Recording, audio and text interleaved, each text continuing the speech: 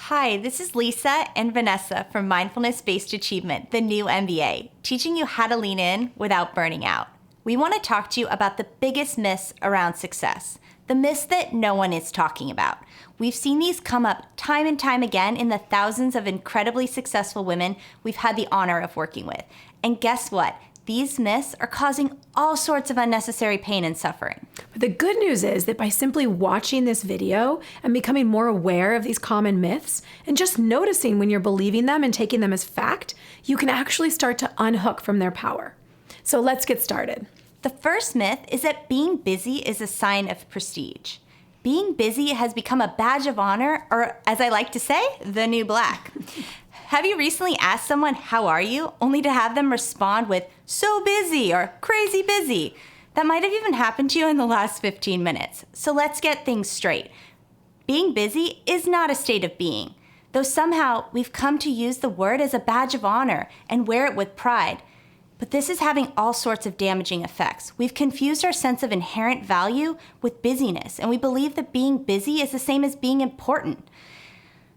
Fueling this belief is the underlying fear that maybe we're actually not so important or valuable. If we were to slow down and listen to these insecurities, we'd be scared about what we'd discover. So we mute these fearful thoughts, we distract ourselves 24/7, we're chasing all these external opportunities, thinking about pushing ourselves, overcommitting, just staying active all the time, thinking then we'll be okay, because at least we'll be busy. But if you look at truly successful people, they aren't running around frantically proclaiming how busy they are. They're delegating, they're skilled at prioritizing, they're focused, and they're only doing the most critical tasks. So why is everyone else running around stuck in this busy trap? And more importantly, how can we get out? One easy solution is to simply notice when you're bragging about how busy you are. When someone asks you how they are, how you're doing, notice how you're actually feeling. Are you thirsty? Are you tired? Are you irritated? Allow yourself to have a mindful moment before you jump into that auto response of so busy. So beyond noticing how people around you are stuck in this busy trap, you can also start prioritizing. There's enough time in our day when we prioritize rigorously and we accept that a good enough is better than an amazing at everything. Yeah. So the second myth about success is that success requires sacrifice. Many of us have a belief that we need to work additional hours to get more done. We think success requires this Herculean effort and burning the midnight oil. Well, the research shows this is simply not true. There was a fascinating study on musicians. It showed that the best musicians actually practiced less than the mediocre musicians. The good musicians trained fewer hours and performed better. The scientists were curious, why was this the case? This went against everything we've been taught. Practice hard and you'll be successful. Put in more hours and you'll do better and accomplish more.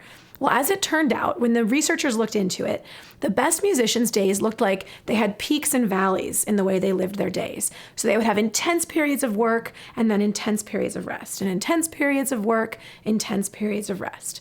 Just like we have 90-minute intervals of sleep cycles, we also have 90-minute intervals of attentiveness cycles during the day.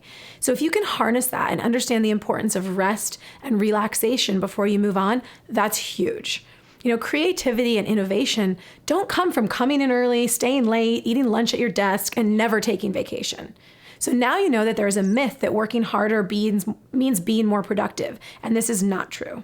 The third myth is that I need to be hard on myself to get things done. That I should crack the whip harder to get more done, or I should lean in until I fall over. We think we need this critical voice to push us, or we'd end up being lazy and slothful. Many of us believe that we just have to be hard on ourselves to get things done, and there's a difference between this healthy striving and unhealthy perfectionism. Researchers have showed a fascinating study with a delicious and tempting chocolate cake. The participants were given two different messages, ranging from think of how great you'll feel if you resist the cake to think of how terrible you'll feel if you go and eat that cake. Then participants were given this cake and told to resist it. But what happens next will really surprise you. The participants who practiced self-appreciation were 4 times more likely to resist eating that piece of cake than the ones who were given a message of shame. And the control group, who were told nothing at all, well, they were twice as likely than the shame-triggered group to not eat the cake. This means that you're better off doing nothing than criticizing yourself. So now you know the research that shows that self-compassion actually increases willpower more than self-criticism. So the solution is to practice self-compassion, which we'll be teaching you in a future video. So the fourth success myth is that more is better. Sometimes cultural norms and beliefs are so pervasive that we aren't even aware it's the water we swim in. Many of us grew up with a belief that more is better. We get on this treadmill, we want more stuff, so we work harder so we can buy more stuff, and it's a hamster wheel. We all fall prey to this pattern at times. It's human nature. Psychologists call it the hedonic treadmill.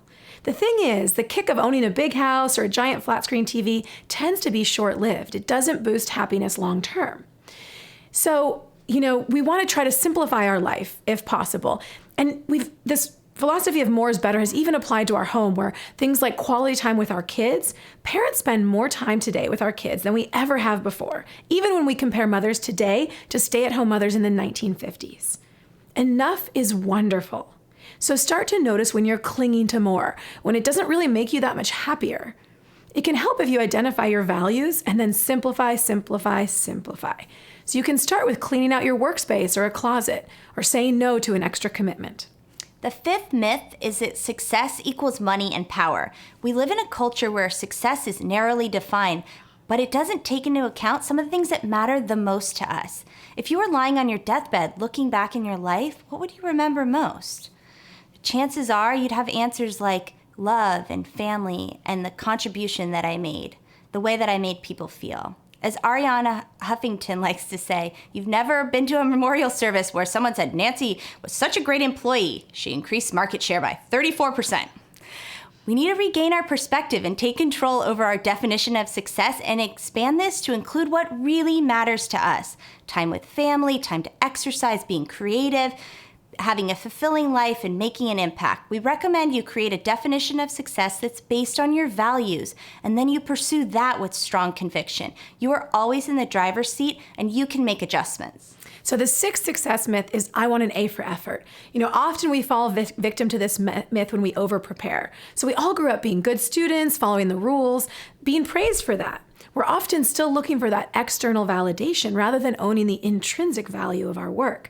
So we make things hard to prove that our work is valuable, to earn a gold star. However, making a time sacrifice does not always equal better results. It often shows that we're afraid that our work is not inherently valuable.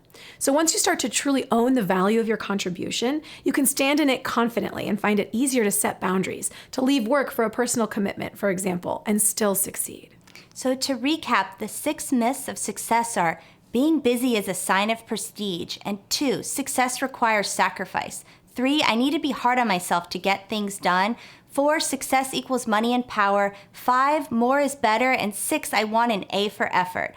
We hope this video sheds some light on the common myths so that you don't fall a victim to them. You have the power to create your own reality, and now you have more information to do that. We would love to hear in the comments how you plan on applying these success myths and overcoming them. Thank you.